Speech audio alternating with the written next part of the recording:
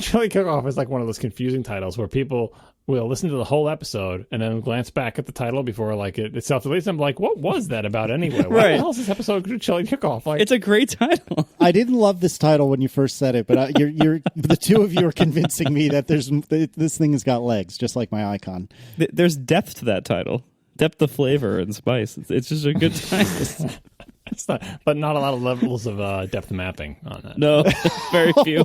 God. Oh, John, you've redeemed yourself. So as always, we start with follow-up. And listener Richard Buxton wrote in to say that tradespeople generally like Face ID. And this was something I hadn't considered, and I really like this email. Richard wrote, I wanted to provide some feedback on the Face ID concept and perhaps shed light on an entirely different group of phone users. I'm a tradesperson, or more specifically an electrician, and Touch ID sucks. As a consequence of manual work with rough materials all day long, my fingertips constantly get scratched and worn.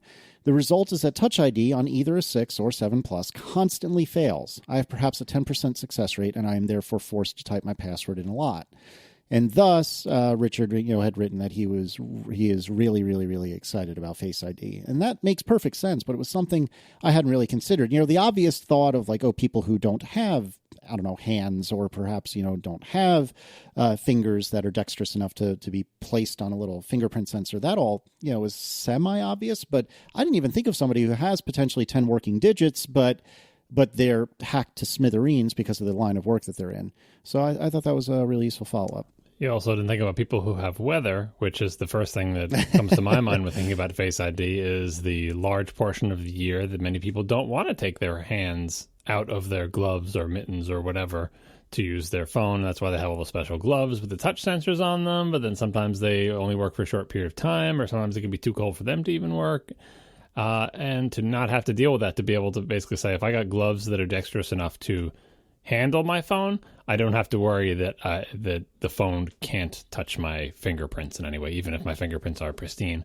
I can just point it at my face and it will unlock. And then, of course, you still have the problem of how do you touch the screen. But I think that's, again, that's where those gloves come in, where at least you can to touch and scroll things. But as far as I'm aware, there are no gloves that transfer your fingerprint through their warmth to the Touch ID sensor. Yeah, I mean, with any of these biological systems, you kind of have to think like, how many people does this exclude? And, and for the most part, like our mainstream tech commentators and media reviewers and everything, we usually are not very aware of the kinds of people or groups or situations that anything, could rule out in a lot of these edge cases. And like, it's nice, like Touch ID provides a fairly simple interaction, but if you, for some reason, can't do that, very often that's going to be a major problem. There's no real out for you.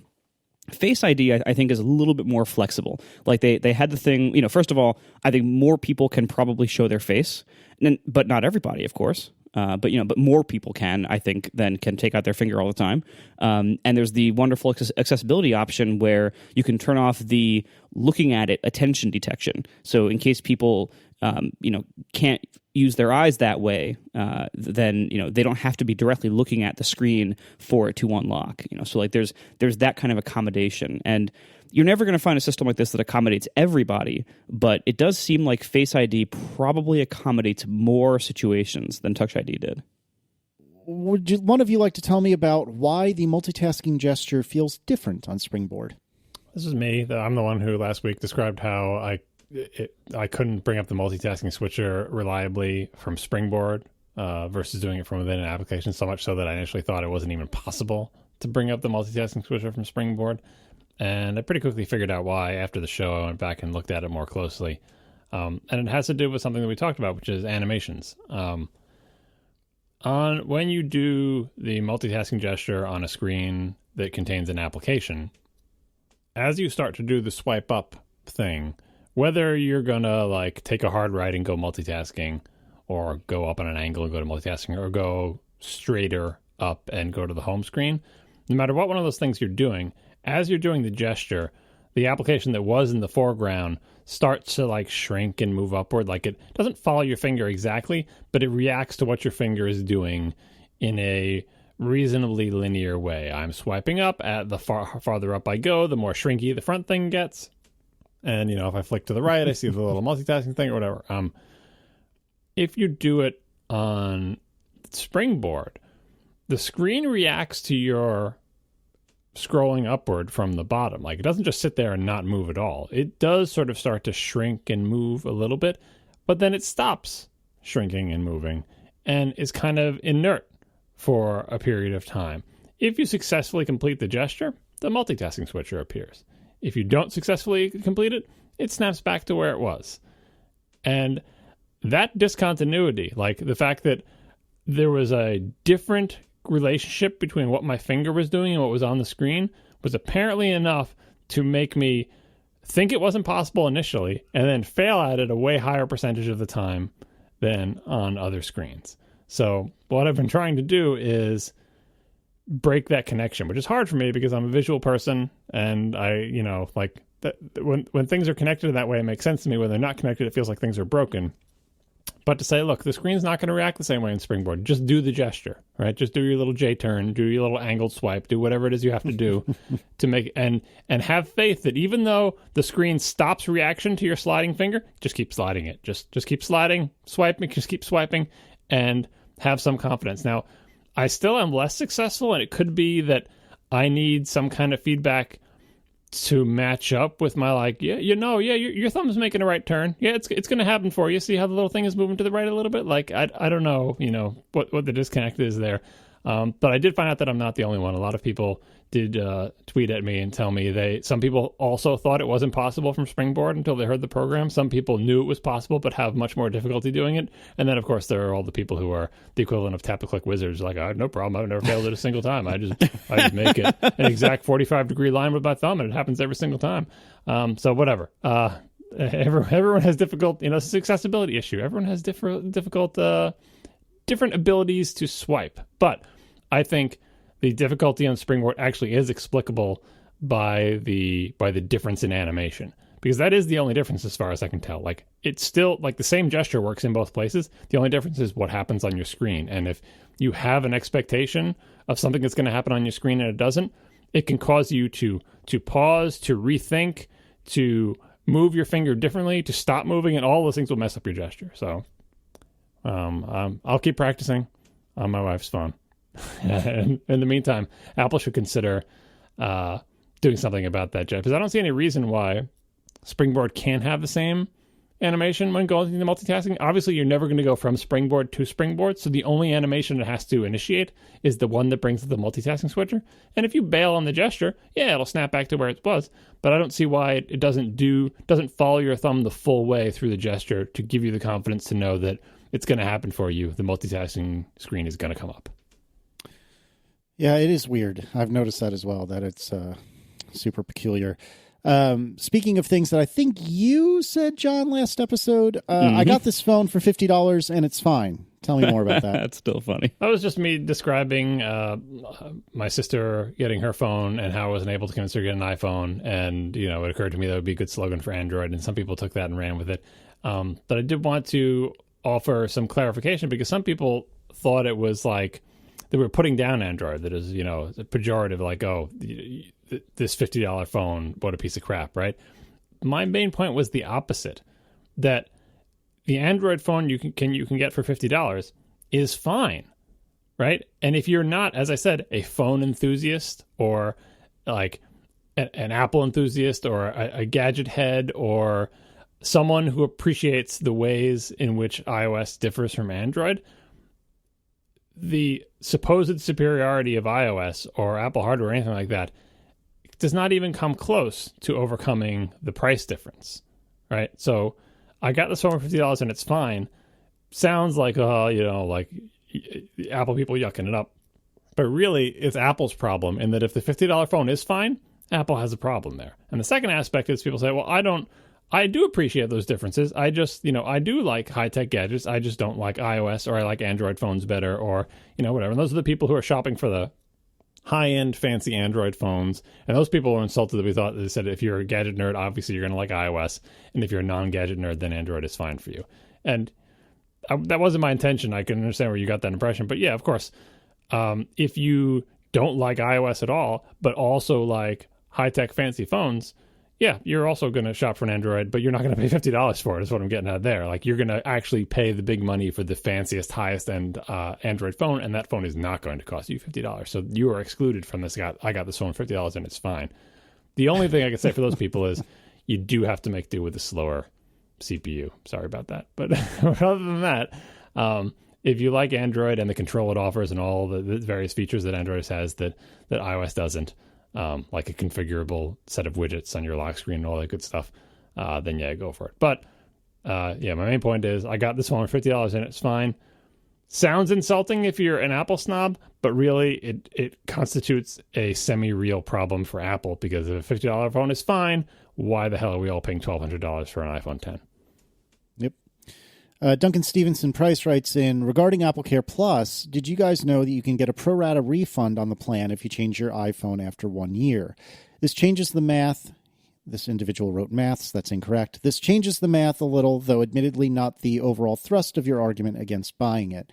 I had no idea that that was possible, and I don't recall how they said that you go about doing that, because I think they did include it in their email, but apparently there's a way to get a bit of a refund on your AppleCare Plus. I don't get a phone every year, so I didn't know about this at all. But to you two who do get a phone every year, you should try that. Well, if, Casey, you bought the AppleCare this time. Next time you go to get a phone, say Duncan told you you're supposed to get some of the money back for AppleCare and see what they do. Well, I did not get AppleCare this time. But oh, no, you didn't? No. I got I did get AppleCare. It's a $50 leather case. Remind me of this when I still shatter my phone. But that's all right. Stephen Harrison writes, you mentioned that it is not possible to remove individual keys on the new keyboards. Well, I just had a faulty B key on my MacBook Pro, and the first thing they did at the Genius Bar was take it out back, that sounds awkward, and removed the offending keycap to check for dust, etc. underneath. From what I could gather, they have a special device or machine for removing keys, so it's not something one could do at home, but it's possible. In the end, I still had a new top case with the accompanying trackpad, touch bar, and battery, etc.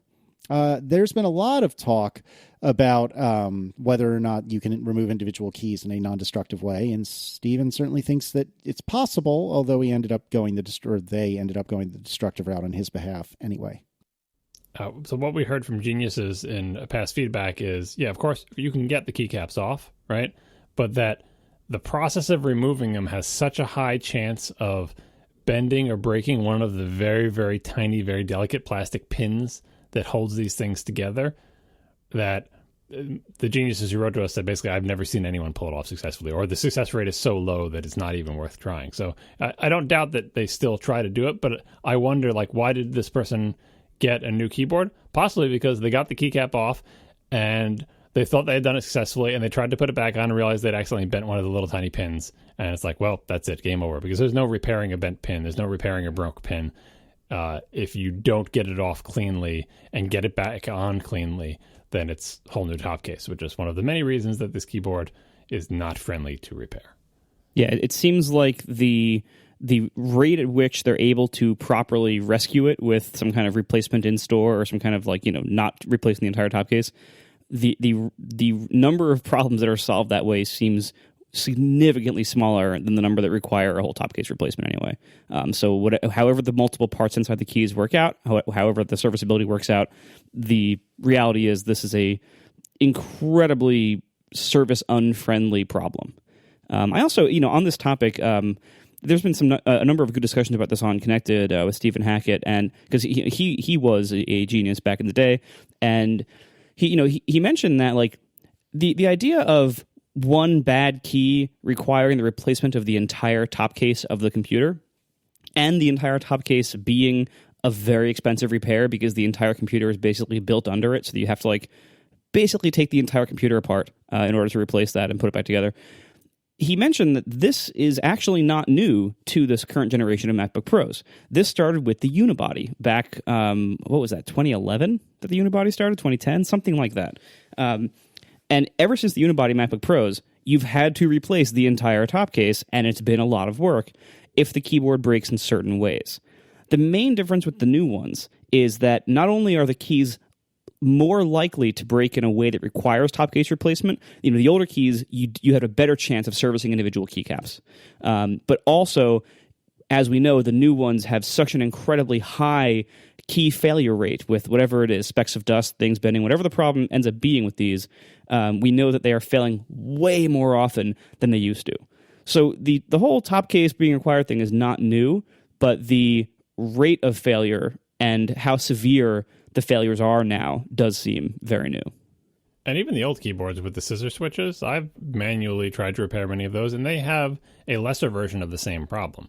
Removing the keycaps from an older scissor switch keyboard is possible, but there is some fairly high chance that you will bend or break one of the little pinnies. I think mostly I bent them. I don't know if I ever really broke one off, but I've definitely bent them in my attempts to repair things, both on the laptop keyboards and on the same scissor switches that are in the like extended aluminum keyboard and stuff.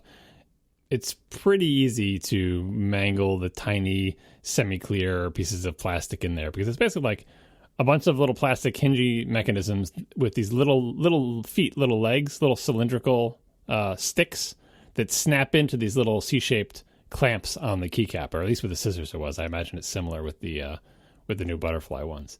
And that's just a really difficult thing to work with. You kind of have to do a lot of them blind, where you just have to get the pieces aligned correctly, put the cap on, and then just press down and hope everything snaps in all at once. It's not particularly friendly to repair. It never has been. It just seems like these new ones are even smaller, and the little leggy things are even finer. You can find some good like sort of macro photography of it online if you search, but it's not something that I would want to repair. And I'm sure there are lots of sort of gung-ho geniuses who are like, I'm going to do it. This is going to be the time. I'm going to get the keycap off, and I'm going to get it back on, and everything's going to work until the next speck of dust. But, you know, they know that if they blow it, $475 or whatever it is. Yeah, that's rough. I see the notes here about the OLED display, but I have a feeling that somebody's trying to tell a story with them. So rather than flub my way through it, I'm assuming this is John. Do you want to talk about this? I think we touched on this in many past shows in terms of burn-in on the OLEDs and everything, and things Apple might be doing that acknowledge the fact that it has burn-in, whether it be the 30-second timeout on the thing, which, by the way, some people say is not new and just a bug or happened with non-iPhone 10, so who knows? That's still mysterious. But the burn-in of the OLED is communicated in various Apple Tech Notes. It's also communicated in iOS itself. If you look at the auto brightness setting on a non-iPhone 10, it says auto brightness on and off, and there's a little descriptive text underneath it. It says turning off auto brightness may affect battery life. Right, so that was the old message. Like, hey, if you don't let the phone sense how much light there is in the room and dim itself, if you just keep a brightness and set it that way all the time, even in a pitch dark room, it may affect battery life, which is saying it may lessen your battery life, right? The new thing, if you have an iPhone 10, on that very same switch says turning off auto brightness may affect battery life and long-term display performance. So they added some words to that. And what they mean by long-term display performance is that if you turn off auto brightness, crank it to max brightness, and don't let it dim itself even in a dark room, you're probably going to get burned-in sooner than if you didn't do that. Because one of the tools, like, you know, if you read the Apple docs, they, in typical sort of marketing PR speak, they say, the Apple Display and iPhone 10 and whatever, blah, blah, blah, have been engineered to reduce burn-in. And there are many aspects to being engineered to reduce burn-in. One of those aspects is our software will try to prevent burn-in by trying to be nice to your screen. We'll adjust the brightness down so it's not at max brightness in a dark room. We'll dim as soon as we possibly can. We'll try to pay attention to whether you're looking at the screen so we know when we can dim. And also the way the screen is built to be resistant to burn-in, whatever that involves. So it's the whole package. It's not just hardware. It's not just software. It's everything. And part of that is you taking some responsibility in your own hands. If you tweak the settings, if you put the brightness to max, turn off auto brightness, and probably also turn off True Tone, and put your display sleep timer on 5 minutes, you are probably going to get burn-in sooner and more severely than someone who leaves it in the default setting. So welcome to my world of plasma television ownership. Yeah, this is probably my only long-term concern about the iPhone 10 and using OLED screens in general on the iPhone, which, you know, this is not going to be the first phone to do this. The only phone to do this. Because we really don't know what they mean by, critical word here, long-term. If you actually use your phone with the screen on a lot, because if you're using it, the screen's going to be on a lot, and many parts of iOS are always in the same place, like status bar items and the home indicator and stuff. When they say long-term, to refer to OLED problems, well, how long? What are we talking here? Are we talking a few months? Are we talking a year, a few years? Because I feel like whatever the number actually is there makes a great deal of difference onto what we should do and how big those problems are. If it turns out that OLED screened iPhones are going to have like really annoying screen flaws 8 months into ownership, that's going to be a really big problem. Even if they're going to have really annoying flaws after 2 years of ownership, that's going to really impact the used market. So either way, like if this is at all like likely to have serious display flaws during the useful lifetime of the product, that's going to be a big problem down the road. And I really hope it's not that bad. I think it will probably be okay, just because Apple seems so aware of this issue, and Apple held off on OLEDs for such a long time, and also the whole rest of the industry, meaning Android, has had OLED screens for so long that I feel like it shouldn't be a mystery. Apple's not the first, company to put an OLED in its phone, so we should have data from all the many, many years of OLED Android phones of what their performance characteristics are like and how bad burn-in is. And then Apple, of course, waiting until it gets just the right display, hopefully has one that is better in all ways that they can make it better, including burn-in. So my advice to people is to not be as obsessed about this as I am with my plasma television, and just, use sensible settings. Maybe just take the defaults if you don't know what sensible settings are. Leave auto brightness on. Don't crank your brightness to max if you can help it.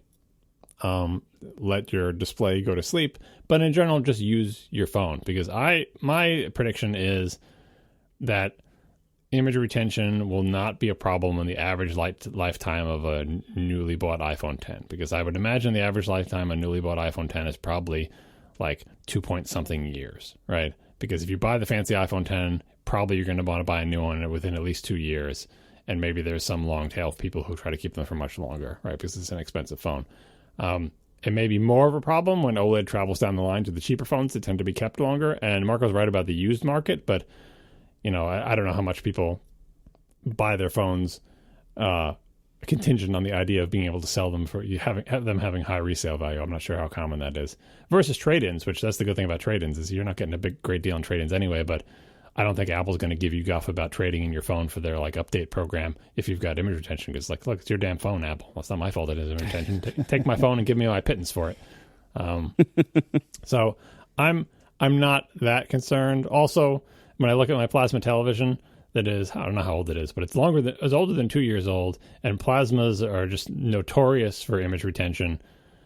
I don't know what the OLED characteristics of image retention are, but I'm pretty convinced that the characteristics of plasma are that if you are patient enough, your Destiny HUD will go away in a year, right? And I don't know if that helps the resale market or makes people feel better, but I'm actually kind of optimistic about this, having been in the burn-in wars for many, many years. And finally, having seen so many people in real life use absolutely shattered cell phones, like smartphones, just completely destroyed, not just little spider web or a crack here or there, but whole giant glass chips missing, circuit boards exposed, one step short of sparks flying from the phone as they use it. I have a hard time believing that the average person will be thwarted from using their phone because it has image retention on it. Because that's not even a physical defect, a tactile defect that they can feel. That's just the home indicator always looks like it's on the screen, but whatever. So I think it'll be okay. But if you're a super paranoid nerd about it, take a look at your phone in a year or two, and I don't know. Marco will put a free app in the App Store that puts a checkerboard pattern on your screen, then turns it gray. Yeah, I really hope that this is a non-issue. But my concern is, so they set it at the 30-second by default screen sleep, which I hate, and thank God I turned it off. My concern is since I raised that to 5 minutes, if I get bad image retention on my screen in 6 months, are they / all the crazy Apple defenders on Twitter going to say, well, I was doing it wrong. I was using this option that I shouldn't have been using. Is that going to be my fault because I changed this annoying setting back to where it was on all LCD phones before that? It said may affect battery life and long-term display performance. Marco, can't you read? It's it does say that, and yeah, that will contribute to it, but I don't think there's any consequences. They're not going to say, you like if you bring it in with image retention, I'm not sure what their deal will be. But same thing with the iMac. Like if you had just let your iMac screen dim more often or move your windows around more often, maybe you'd have less image retention. But they still just replace the screen for you, right? I wonder if it's kind of like if you use launch control on a sports car. There's always like conventional wisdom that like there's a counter for it, right? Mm-hmm. And like if you burn out the engine, like they'll check that counter. And if you're doing too many launch controls, like they won't service your car. Like, is there like a counter on the iPhone of like how many times that I've let it reach that's like 5-minute timer? There max brightness for 5 minutes without you looking at it. Sorry, sir, we can't replace this panel. You changed this one setting too much. It's been in the bathroom. Red tag. Red flag, John. Red flag. It was actually a tag, though, wasn't it? Wasn't the prop a tag? I don't know. We are sponsored this week by Fracture, who prints photos directly onto glass. Visit fracture.me and get 15% off your first order with code ATP17. Fracture prints photos on glass. This is an amazing looking print. You can hang it on the wall. You can prop it up on a desk. You can give them as gifts. You can keep them in your own house or office. They look great. They get tons of compliments. I have them all over my house, all over my office. I have photos. I've gotten my app icons printed on little square ones and hung like a little trophy app icon wall up above in my office here. We've given lots of them as gifts to family members and friends. Things like if you have a cute picture of your kid or pet, you can give them to other people who might appreciate that in your family and friends. They make wonderful, wonderful decorations for your home or gifts, and the photos really look great. The colors really pop, the contrast is really perfect, and it really just goes edge to edge with the photo print. It looks clean and sleek and modern without really needing any other ornamentation. You don't need like a big frame around it or anything else like that. So it's incredibly practical. It's also incredibly economical because you don't have to buy a frame or get it framed. Fractures are just great. Ordering is simple, and Fracture prints come ready to display right out of the box. They even include the wall hanger if you need it. And they are a green company operating a carbon-neutral factory right here in Gainesville, Florida, from U.S. source materials, so you can feel good about it. But Fracture wants you to know that around the holiday season, they really get booked up quickly. And in the holiday season, they get tons and tons of orders because they make such great gifts. So if you're going to order Fracture prints for the holiday season, get your orders in now, today, not next week. Get them in today, just so you can make sure you get it on time. So check it out today at fracture.me and get 15% off your first order with code ATP17. Thank you so much to Fracture for sponsoring our show. Anyway, at least a couple people wrote in and were confused/perturbed that we didn't really talk about the iPhone X camera last week when we were going over our impressions. That's a fair criticism, and I don't have all that much to say, surprisingly. I do really, really like portrait mode until Joe Steele corrects me and shows me all the ways in which portrait mode is terrible. But my eyes are not discerning enough to be able to see, in a lot of cases, all the places that portrait mode is just falling on its face. And portrait mode is where they get the fake bokeh, whatever, however you pronounce it, the background blur and the depth of field tricks. It's one of those words like niche or niche where no matter how you pronounce it, everyone's going to tell you you're wrong. Yeah, so if I remember, I'll see if I can dig up some links for the show notes. But follow Joe Steele on Twitter. He's funny and he's good. But anyways, he has gone through some of the pictures I've taken and noted all the places that portrait mode has been not as good. And it's funny because some of the things that he's noted are extremely obvious in retrospect, but in the heat of the moment, I just don't notice them. Like, I think I had tweeted a picture of a cup of Diet Coke at McDonald's to a friend of the show, Alex Cox, and half of the straw was missing, and I didn't even notice it until Joe pointed it out. Like, again, it's super obvious that I should have noticed. I just didn't. And maybe it's because I'm just predisposed to like this because this is the first time I've had this in a human-sized phone. But I really do like portrait mode, and I think it's pretty cool. It just has a lot of room to improve. But I don't know. Marco, what do you think about the camera? So I had a hard time evaluating the camera in any kind of useful way to anybody else because I didn't have the dual lens camera from the 7 Plus because I didn't do Plus phones before.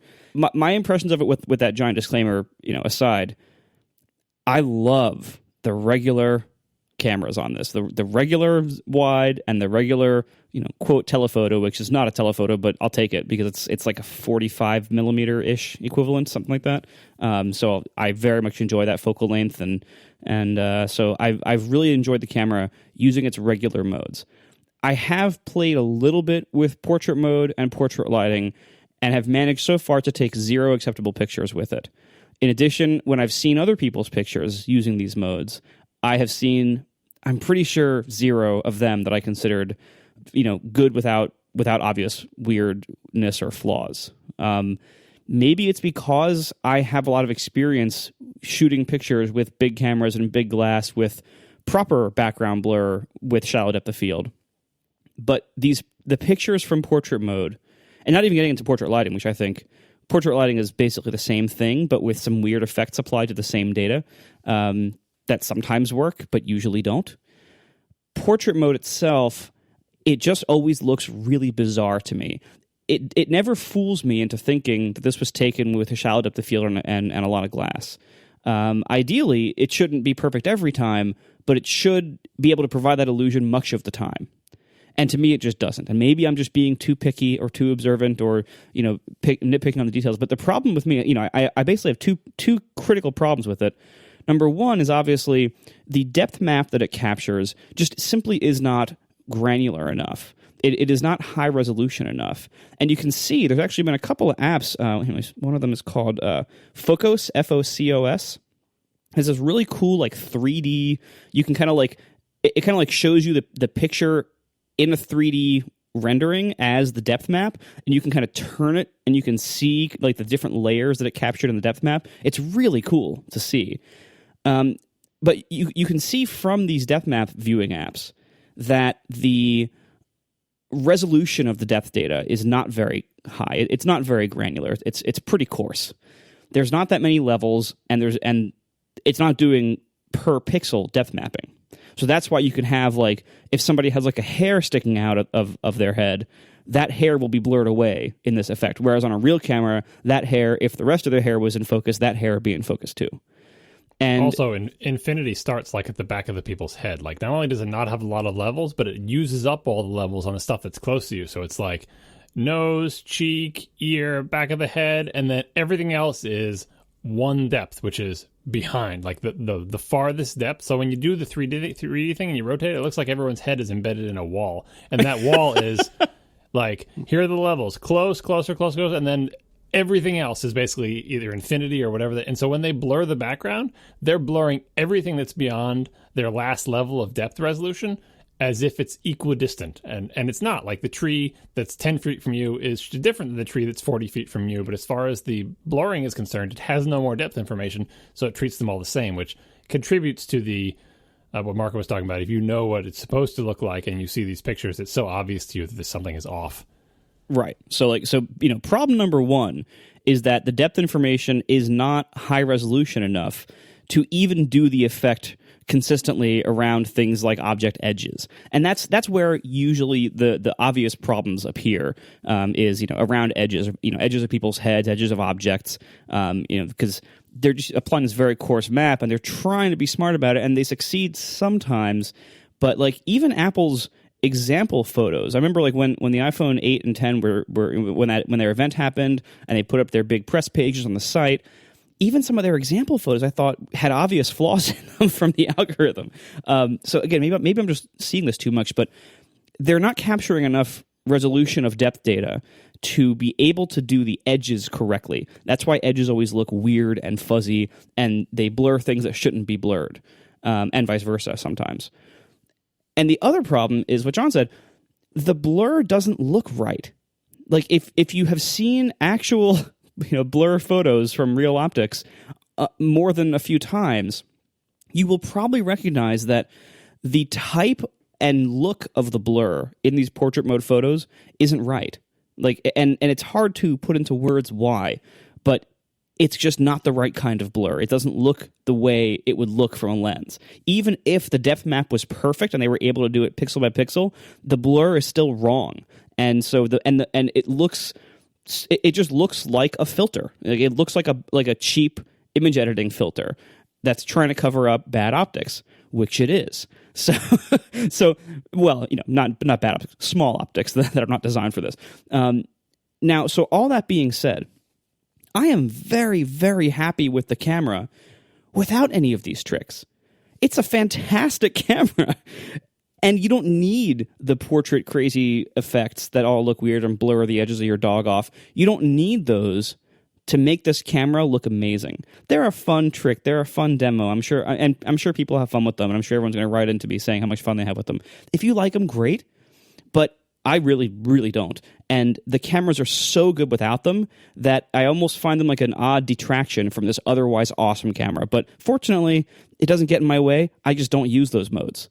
And I get to take awesome pictures. Well, technically awesome. My composition is terrible, but I get to take technically awesome pictures with this camera and with both of these cameras, and finally have the flexibility of having that zoomed in lens.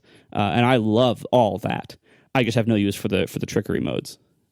Having a telephoto lens is really, really nice, and I forget that it's a thing at first because I'm so used to just never, ever, ever zooming my camera ever, and or my iPhone, I should say, in the same way that I never really use the flash ever because I've just trained myself to never use the flash, which actually, from everything I've gathered and seen, the flash on the iPhone, both front facing and rear, is actually not bad. I mean, it doesn't mean that it's perfect, but as a flash goes, particularly on a phone, it's pretty decent. And so because I've trained myself to never zoom, I forget that the telephoto lens is a thing. But as it turns out, it's awesome just to have, like you were saying, Marco, just to have the option to zoom at all is really, really nice. And as a quick aside, at work today, we had a chili cook-off, and I'm going somewhere with this. The way it worked was we had something like 12 different employees cook chilies, and then they gave us like a little shooter, like a shot cup, or it would be a glass, if you will, but like a little a paper cup. It was like the size of a shot that you could take a little sample of each of the chilies and, vote on whichever one was your favorite, right? So I had taken a picture to send to Aaron earlier today, and I used portrait mode. Now, in the defense of Apple, portrait mode was only really officially marketed as being for people. But what I did was I took a shot of my stack of, of shot cups, if you will, and I sent it to her, and I just looked back at it a few minutes ago and realized that if you look at it at a glance, it looks really, really good, or at least it does to me. But if you look at it for even a second more than a glance, and I've put a link in the show notes and I'll put a link in the chat room, look at the right side all the way at the top.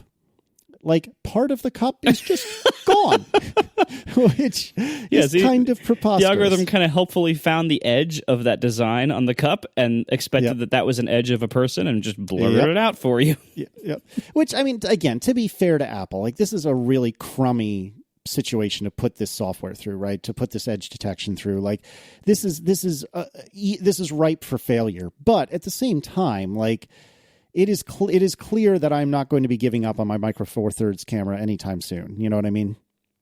So I think the blur effect that Marco thought looked bad, I think that blur effect would be fine if there was depth information back there. Because the reason I think it looks terrible is because it is basically blurring a flat photo, whereas if you have an actual optically, blurred stuff, depending on the distance, the closer things are blurred less than things are farther away. Like, depending from how close they are to like the focal point, right?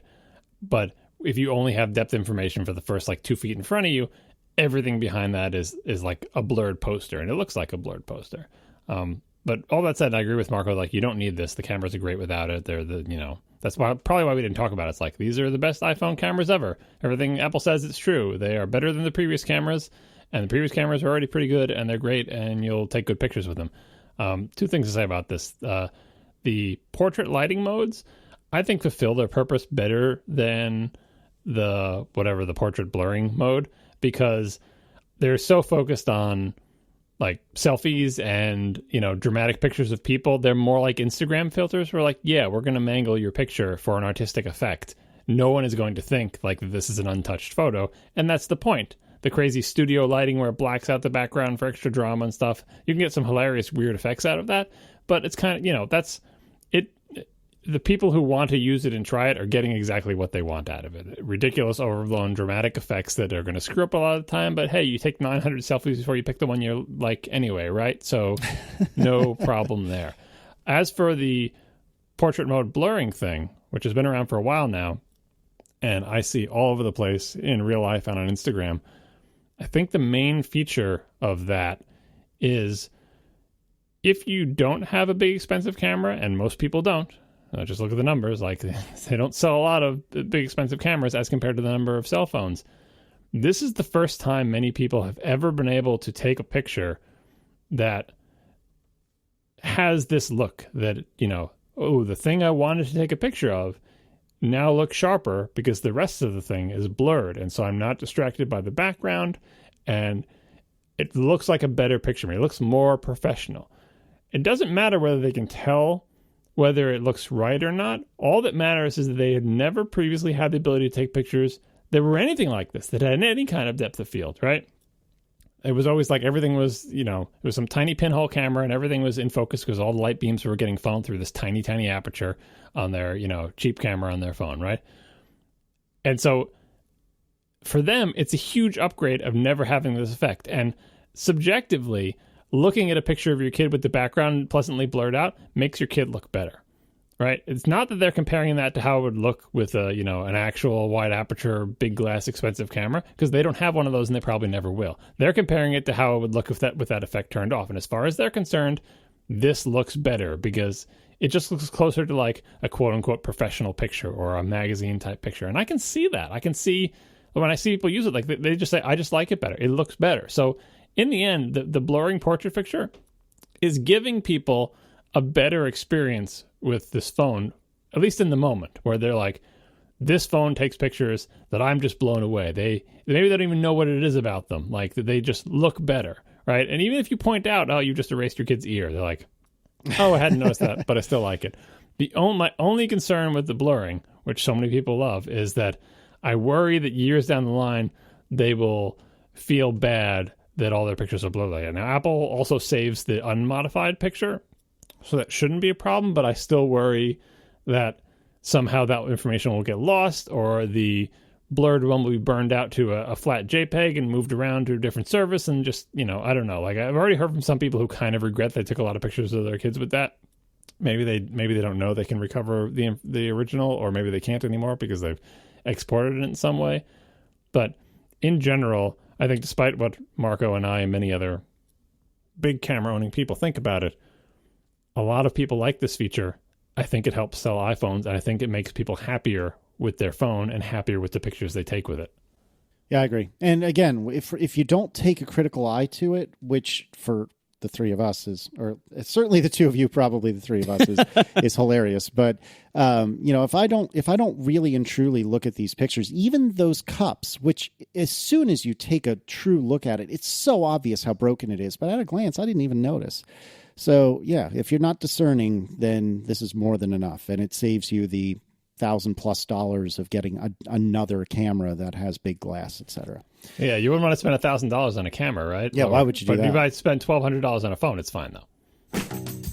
We are brought to you this week by Jamf Now, which helps you manage your Apple devices from anywhere. Create your free account today at jamf.com/ATP. That's JAMF.com/ATP.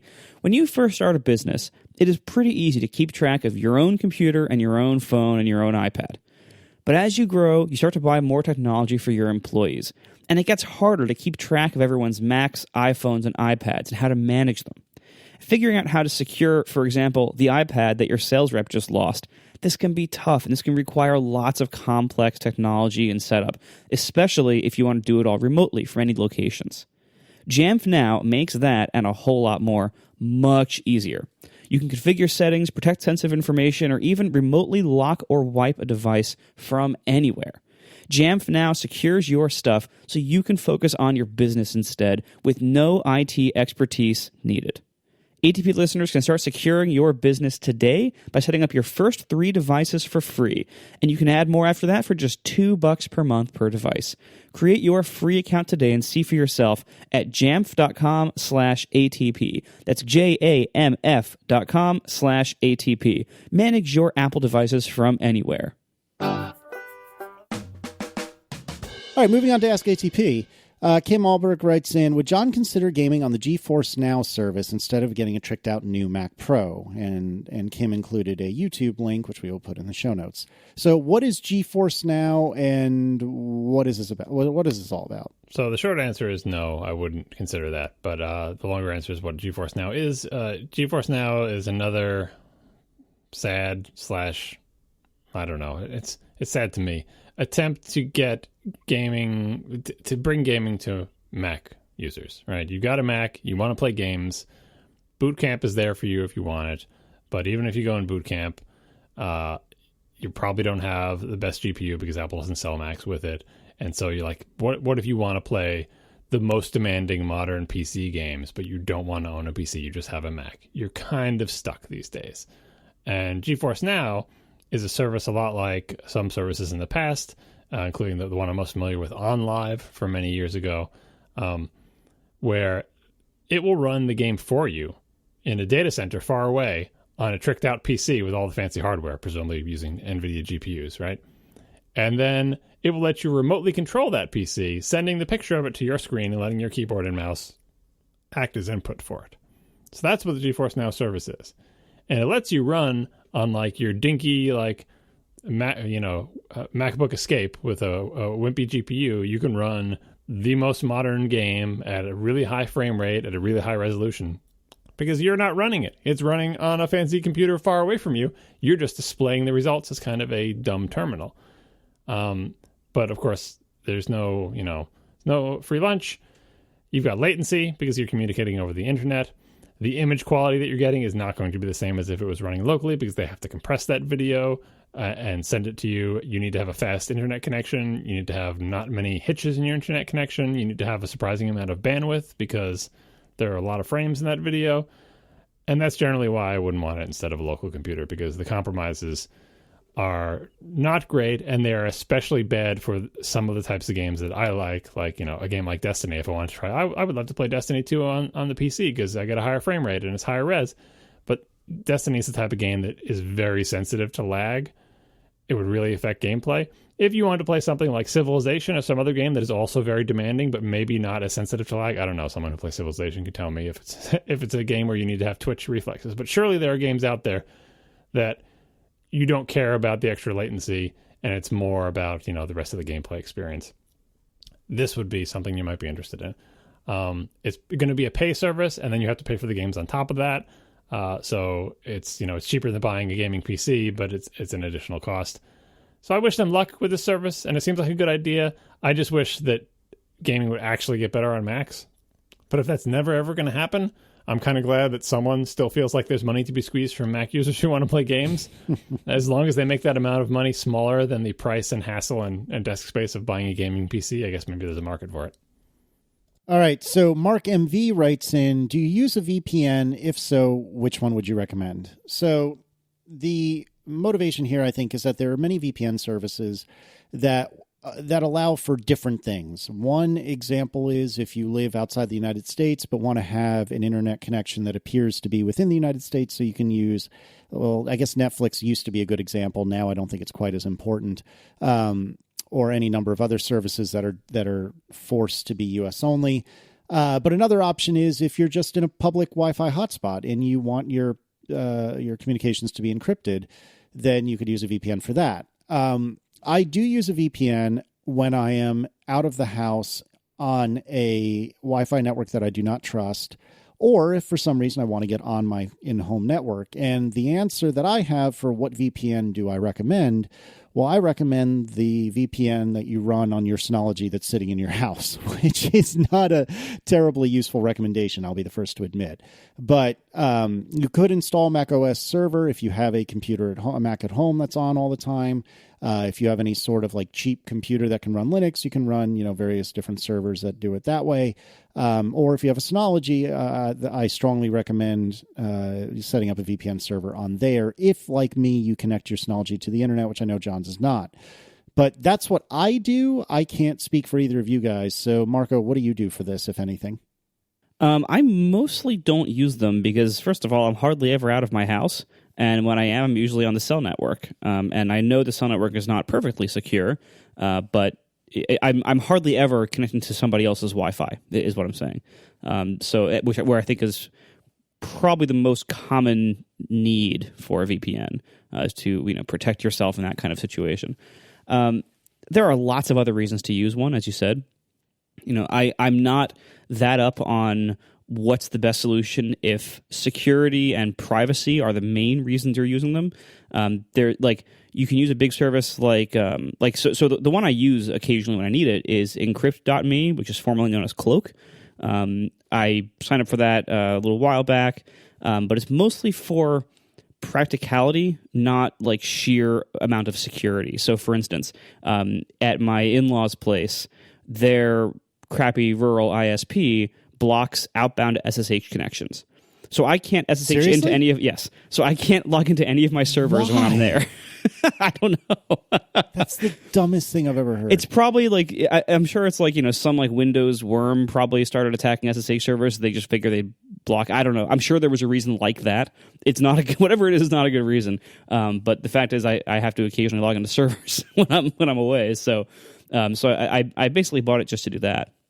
But I use it also when traveling. When I have to be like on hotel Wi-Fi for reasonable connectivity, I'll use it then. But I usually don't use one because again, I'm almost never connected to anybody else's Wi-Fi networks.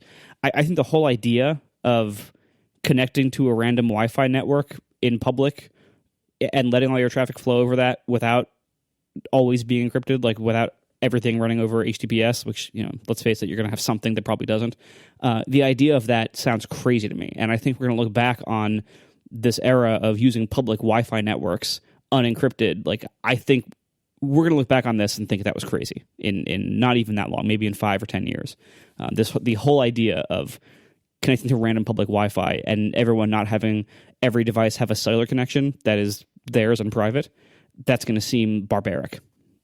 But anyway, yeah, I use Cloak, which is now known as EncryptMe, but I hardly ever actually need to use it. If you are doing it more for privacy, I don't know a lot about this, but I do know there is always discussion about like which of the various VPN services keep logs or will be beholden to government requests or things like that. There's all sorts of like levels of paranoia / security, depending on your point of view, that you can go into with this, and I'm not familiar with that. So I will say, if you lean that direction, or if you have more advanced needs like that, you're probably better off doing something more like Casey just suggested, which is like kind of running your own on some kind of server that you can trust somewhere, rather than doing somebody's big service. But I don't know anything about that. I'm always worried about, kind of like the stories about antivirus software being a vector for malware. Right, the VPNs that are secretly run by like some hostile foreign government, unbeknownst to you, they're just man in the middling all of your traffic, even the secure stuff, and feeding you fake certificates for SSL and all sorts of other stuff. And like, oh, I'm using it on my Synology. It's local. It's fine. It's like, you don't know that. You don't know. Like, Synology could be unknowingly shipping some thing that is infected with some malware that is sending all your traffic to who knows where. But yeah, I in general I use VPN at work because I have to. I have no idea if the VPN I'm using for work is actually making things more secure or not, but I have to use it, so I do. When I'm out and about, I'm never connecting back to anything in my home because I have no way to do so, just because that makes me feel more comfortable. And I tend not to, I think I have Cloak and a couple other VPN software that I think I've used on occasion when I've been feeling particularly paranoid and have no choice but to connect to some potentially sketchy Wi-Fi network. But in general, I will connect to the Wi-Fi at the hotel I'm staying at, and I'll just use it and just try not to worry about it. I'm basically going for the big sky theory, which is there's a lot of people out in the world, and unless someone is specifically targeting me, I'm probably going to be fine. And I'm on cell most of the time that I'm away anyway, but I have to think back to the few times I was at hotels. I use the hotel Wi-Fi. I rely on the fact that the things I care about should all be over SSL, and I just hope that I'm not being man in the middle with some fake certificate authority crap. And I just keep my fingers crossed, because what else can you do? And there's also other practical reasons you might want to use one. Like, there's a lot of VPN services that provide built-in ad blocking for like just all of your stuff through the VPN. There's some that enable, as Casey said, to enable you to change your regions for video services, which can be nice. There's also and that could be not only just internationally, but even that could be for things like sports blackout things, which won't even pretend to know anything more than just that's a term that exists. Sorry. There's also things like on airplanes, where a lot of times the airplane Wi-Fi providers will throttle or block certain things, or they'll do creepy things like recompress images down to lower sizes. And if you're trying to do something that requires you to not have your images recompressed, like if you're doing web development or something, that might get in your way. So you can, oftentimes they will allow you to get around those restrictions, even when you're like at a hotel or something. Or on some kind of like large public Wi-Fi network, like an airport or something like that. A lot of times they will use different traffic prioritization schemes to deprioritize or limit certain types of traffic that might get in your way. So, if you're like trying to download something off of a CDN, or if you're trying to watch a YouTube video or something, that might get throttled or blocked by a hotel or airport if you download it directly. But if you go through a VPN, it might not be. So it kind of gives you more flexibility and more options to have this tool at your disposal if you're out and about a lot. Yeah, some people use it just to get a different route. Like if you're having trouble reaching a server, and people say, oh, connect to your VPN, because then your traffic will go through the VPN, which may be geographically located in a way that totally changes your route to that host, and suddenly you can get through to it. Some people have tried this, like getting through to the store when ordering, putting their thing on Wi-Fi through a VPN to have a different route on one device to see if maybe their CDN comes up sooner. Lots of interesting things you can do to sort of using VPN not for its primary purpose, but merely to just take a different path to the same destination. All right. Elliot George would like to know, do you think Apple will eventually bring AirPower to its Magic Mouse and keyboard? So to recap, the new iPhones all support Qi wireless charging. Thank you. Pronounced niche. Yeah, exactly. And Bezel. They support that wireless charging, and so Apple has announced but not released a special mat that will allow you to charge your phone, your watch, and your AirPods, given you spend money on a special case or get a brand new set of AirPods, all on the same mat. Because currently you can only, for most of these pads, you can only charge one device at a time. And so AirPower will allow you to do, if you're a super nerd like me that has a watch and AirPods and a phone, it will let you do all three on one pad. So Elliot's asking, do we think that Apple will eventually bring AirPower to the Magic Mouse and keyboard? I don't think so, but I can't figure out why. It just doesn't feel to me like something Apple would do. I think they're perfectly satisfied with having you periodically charge via the lightning cable, even the harpooned turtle that is the Magic Mouse. And I don't think they feel like there's really any need to change or improve that. But I don't know. That's my thoughts. John? They change their Apple input devices so infrequently. The keyboards change infrequently. The mice change even more infrequently. But all that said, I think the mouse they should do it, and I think there's a reasonable chance that they will, just because the harpoon turtle is ridiculous. And the reason they did the harpoon turtle is there's no other good place to plug the thing in. And the mouse is small and easy to pick up and put on a mat. So once a month when you have to recharge it, it's easier to just say, like, the thing pops up to just plop it down on the thing. Keyboard would be too awkward. Like, how do you pick up your keyboard and like balance? It's bigger than the AirPower mat. You're not going to have a mat that's the size of your keyboard, and the keyboard would take up the whole thing. And which part of the keyboard needs to be over the thing? It just seems like not a good fit. The mouse is more or less the size of a phone, and I think it would fit perfectly well. And I think it will solve their harpoon turtle problem, solve their, like, where do we put the charging port problem. And if you do have one of those mats, there's a reasonable chance that it will be on the desk where your computer is, because that's where you plop your phone when you're using the computer. So you plop your mouse there. So I'm semi-optimistic that 5 years from now, when they finally revise their mouse again, that it will have whatever the current standard of wireless charging is, because it makes sense to me as a product to be a thing that you put on a mat to charge every once in a while. Yeah, that sounds about right. The only thing is that the lightning method of charging them also provides a secondary function, which is it pairs them to the computer. Like you never have to go through Bluetooth pairing and everything. All you have to do is plug them into the lightning cable that's connected to a computer, and it just automatically pairs to that computer, which is really nice. It's also frequently used for me when my trackpad disconnects itself for no reason. Thanks, Sierra. And then I have to plug it back in about every 2 days so that it reconnects itself. So there's reasons why you need why the cable is nice to have besides just charging. I agree with John that it doesn't make as much sense on the trackpad and keyboard, where it's not only do they need to be plugged in generally less often, but also you can still use them when they're plugged in. So if you forget to charge a keyboard or trackpad, not that big of a deal. Just plug the cable in and keep working. Whereas if you forget to charge the mouse, you have to literally just stop using it for a while as it sits there sideways. And then you go back to your trackpad that has disconnected for no reason. So, not that I'm bitter.